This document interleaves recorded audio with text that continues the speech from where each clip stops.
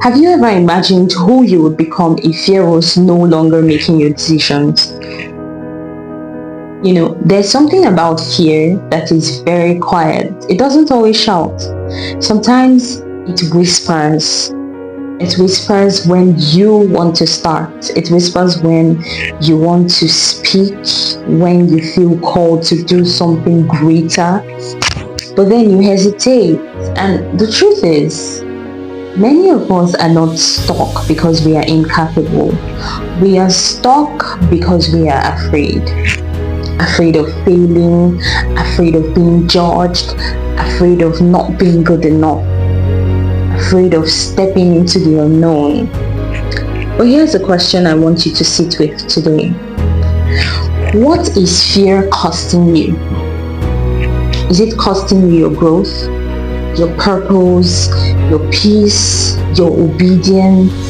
Because fear is not always obvious. Sometimes fear looks like procrastination. Sometimes it looks like overthinking. Sometimes it looks like waiting for the perfect time that never comes.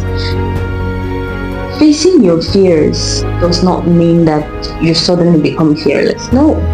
It just means that you decide that fear will not control your decisions. It means showing up even when you feel unready. It means trying even when you feel uncertain. It means moving forward even when your confidence is low.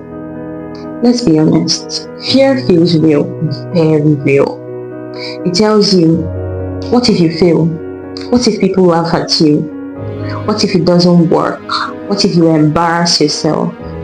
But fear is not always true. Sometimes fear is simply the doorway to growth.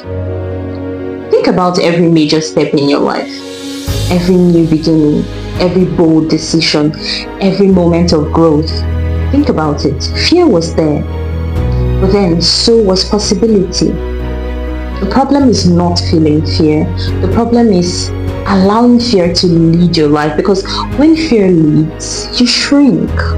When fear leads, you hide. When it leads, you delay the very things that could transform your life.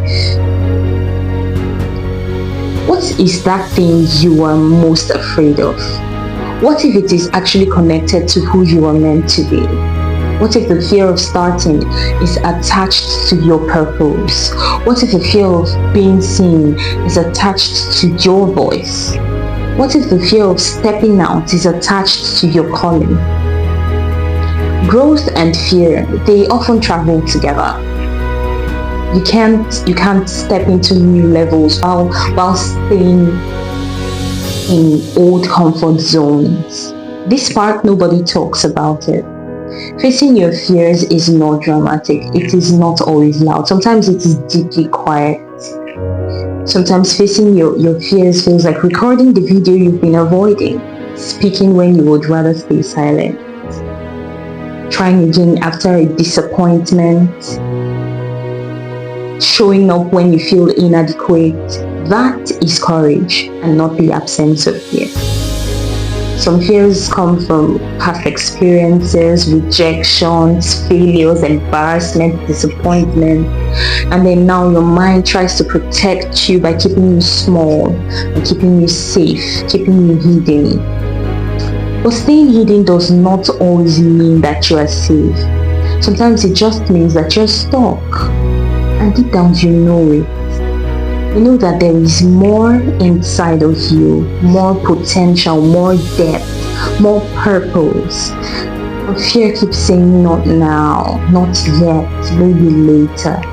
And while time is moving, opportunities are passing, but your voice remains unheard. Here's the truth. Courage is not a feeling, courage is a decision. You may still feel nervous, you may still feel unsure, you may still feel afraid, but you choose to act anyway. You choose to take that step anyway, you choose to speak anyway, you choose to show up anyway. Because every time you face your fear, you weaken its control over your life.